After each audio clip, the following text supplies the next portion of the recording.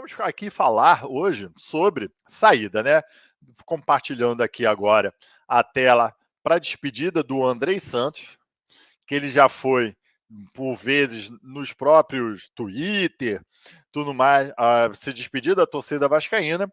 Só acho engraçado, porque assim, muito estava especulando sobre o Andrei Santos, já tinha a certeza da ida dele para o Chelsea, da Inglaterra, inclusive já teve foto dele curtindo o Réveillon no Chelsea, só que o notícias hoje do Paulo Brax, ao abrir a coletiva não era necessariamente para falar sobre a saída do Andrei Santos, ele utiliza ali sempre naquela introdução e fala que foram assinados devidamente o contrato do Andrei Santos com o Chelsea da Inglaterra. Parece então agora está tudo certo o Andrei Santos e confirmado no Chelsea. Vamos para algumas especulações aqui que eu quero tirar da cabeça de vocês. Muito se falou de uma possibilidade do Andrei Santos retornar ao Vasco da Gama, porque ele estava com dificuldade de tirar o visto de trabalho na Inglaterra. E assim, ele não ia poder jogar pelo time europeu. Aí, qual seria uma das saídas? Ele se manter emprestado no Vasco da Gama, jogar pelo menos mais uns 6 meses no Vasco da Gama.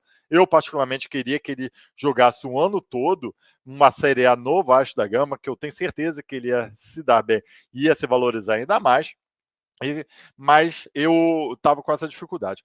Eu acredito que essa dificuldade para se criar esse visto de trabalho com a Inglaterra, então, ao meu ver, era porque não tinha um contrato de trabalho, na verdade. Podia estar tudo certo, devia estar faltando os exames físicos dele lá no Chelsea, e agora, como ambas as partes, ali, todas as partes assinaram o contrato de trabalho, será muito mais fácil para o Andrei tirar esse visto de trabalho, porque agora o cara tem trabalho na Inglaterra. E você acha que o Chelsea não tem um poder de chegar no consulado onde ele quer que seja, olha, dá o visto agora para esse garoto, que ele tem que começar a treinar agora na Inglaterra? Óbvio que tem. Então, essa especulação, eu acho que foi muito mais para vender aquela expectativa para o torcedor do que realmente se firmar ali com a venda, com a possível manutenção do Andrei Santos no Vasco da Gama. Aí muito se especula o motivo da venda dele. Será que foi por bom valor, por mau valor? As informações que vêm é de que ele foi vendido por 12 milhões e meio de euros. Eu pergunto para você, eu acho esse valor pouco. Eu não vou comparar com o Endrick agora do Palmeiras, que ele foi vendido por um valor muito mais acima, mas é um garoto também jovem e com uma boa, puta futebol, também mais atacante e tal. Embora eu ache o Andrei um jogador para um clube de futebol, para um time de futebol muito importante, que é aquele volantaço ali que o cara batia tiro de meta e corria para cabecear escanteio e fazer o gol. Então, gosto muito do Andrei, tenho essa muita expectativa. Eu acho que ele foi vendido por um valor muito baixo, tanto que ele foi vendido por valor menos do que foi o Douglas Luiz do Vasco da Gama. Mas aí entra outras peculiaridades que a gente tem que trazer à tona aqui no Vasco da Gama, que é o seguinte: ele teve todo aquele imbróglio da renovação no contrato dele. Eu acho que antes mesmo de colocar ele como titular, o Vasco tinha que sentar no Andrei, porque quem acompanha a base do Vasco sabia que o Andrei era um cara diferenciado. Já sentar com ele e falar: ó, vamos fazer um contrato longo com você aqui, um contrato profissional. Se você tinha que aguardar os 18 anos para fazer o contrato profissional, mas eu acho que essa renovação não podia ter deixado para ser discutido no meio do campeonato. Porque, ao meu ver, assim que fosse dado a oportunidade para esse cara, ele ia sobressair. Porque ele é muito bom, eu gosto muito dele. Então, quando foi renovado, ninguém sabe quais foram as situações, se foi a associação, se foi já com a Vasco SAF controlando ali. O fato é que o Vasco perde uma porcentagem dos direitos federativos do jogador. E, ao meu ver, já devia estar engatilhado essa venda. Então, quer dizer, talvez até por Vasco da Gama foi assim: olha, aceite essas condições para você sair com alguma coisa, porque a possibilidade de você sair sem nada é muito grande. Enfim, meus amigos, se foi isso, se não foi isso, na verdade, eu só desejo muito boa sorte ao Andrei. É uma pena a gente ter que liberar ele, mas eu posso te falar, a venda dele com 18 anos, eu nem acho ruim ou não, porque talvez assim, como eu espero que ele vai ser um grande jogador, ele poderia não se tornar um grande jogador e o Vasco ainda perder essa grana toda, né? Mas aí outra pergunta que eu faço é a seguinte: esses investimentos todos da Vasco SAF já está sendo com o dinheiro do Andrei ou é o investimento inicial que a 77 Partes tinha que injetar no Vasco da Gama? Tá? Eu acho que essas foram as informações aí da. Lembrando aqui o Márcio Aleixo está botando uma informação, até agradeço aqui a lembrança. Tem uma especulação de que o Chelsea está indo atrás do Enzo. Me fala. Porra, a Argentina é sempre Rodrigues, né? Enzo Rodrigues, da Argentina. O destaque da Argentina nessa Copa do Mundo, né? Que está jogando no Benfica. O Benfica deu um tiro certo nesse cara agora. O Chelsea pagaria uma grana para o Benfica e mais 3 jogadores ali emprestaria para o Benfica. E um desses 3 jogadores seria para ganhar canja o Andrei Santos. Não acho ruim para o Andrei. Já deixo aqui minha comunicação aqui.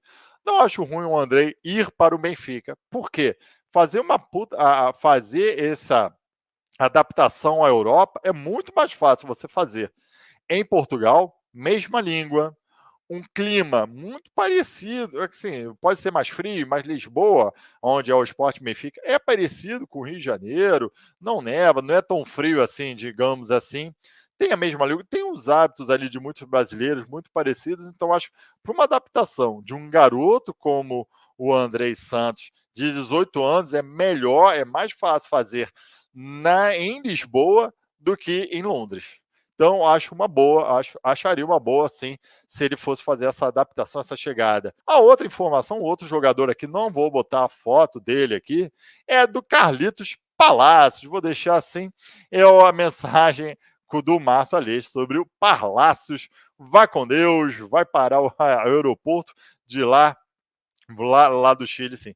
Foi confirmado também pelo Paulo Brax que Carlitos Palácios já viajou hoje para o Chile fazer os tais exames médicos que é necessário no Colo-Colo para formalizar seu empréstimo. Há outras informações que o Colo-Colo, o Vasco aceitou, o Colo-Colo ainda está rendendo um dinheirinho aí, está pagando $300 mil para o Vasco da Gama e vai arcar com 100% do salário de Carlitos Palácio até o final do ano, trazendo um benefício econômico ao Vasco da Gama de cerca de 1,8 milhões de reais, 1,7 milhões, ainda está trazendo a economia. E sempre com a possibilidade do Palácio se reencontrar no futebol. Há boatos aqui no Rio de Janeiro de que ele já estava faltando alguns treinos, estava chegando atrasado nos treinos. Na verdade, ele nunca rendeu no Vasco da Gama, né?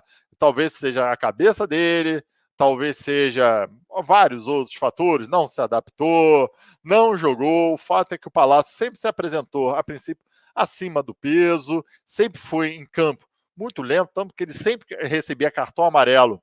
Enzo Fernandes, obrigado. Enzo Fernandes, o nome do destaque da Argentina aí, obrigado aí.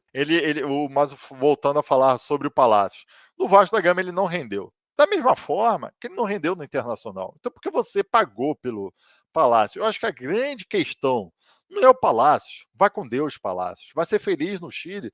Quem sabe você volta para o Vasco com outro jogador, uma outra mentalidade, renda no Vasco da Gama, que talvez você conheça de futebol, porque você já demonstrou conhecer. Da pelota você conhece. O problema é que você não conhece, talvez, o extra-campo para te favorecer dentro de campo. Mas a questão do Vasco que eu faço não é a ida ou a vinda do Palácios. Não, quer dizer, é a vinda do Palácio, não é a ida dele. Se ele não está fazendo mais parte dos planos do Vasco da Gama, por que quando ele veio lá para maio do ano passado, o Vasco estava até mal bem arrumado, aí a 77 Partes faz o tal empréstimo, dá a entrada da compra do Vasco, né? Essa é isso, né? Deu a entrada de 70 milhões, aí você pega 10% desse valor para contratar o Palácio, que já era refúgio do Internacional. Ele não rendeu no Internacional, ele não estava jogando no Internacional. E quem estava no Internacional era o Paulo Brax. Quem levou o Palácio foi o Paulo Brax para o Internacional. Aí o Palácio assina com o Vasco em maio, a Vasco SAF é formalizada, 3 meses depois aparece como Paulo Brax como Como, ao meu ver, nada é coincidência no Vasco da Gama, não é possível que a 77 Partners, alguém já não tenha condicionado esse valor. Olha, eu vou te dar esse dinheiro, mas você tem que ir lá comprar o Palácio, para a gente vai ver. Aqui, porque o Palácio é o perfil 77 Partners. É o perfil um jovem sul-americano, um jovem, promissor, que já tinha jogado nas seleções chilenas lá do seu país, e vamos ver que vai dar certo. Não deu certo, mas assim, era meio óbvio ele não dar certo, porque não tinha dado certo no Internacional, porque ele daria certo no Vasco da Gama, no time que estava em formação, no time disputando uma segunda divisão, com esses meandros políticos ainda, e sem saber qual é. Então, tinha tudo. Aí eu pergunto, quem que deu a palavra final para a contratação? Foi o Carlos Brasil, que era o coordenador técnico do futebol da época, e ele ainda está no Vasco da Gama, e ninguém vai cobrar o cara?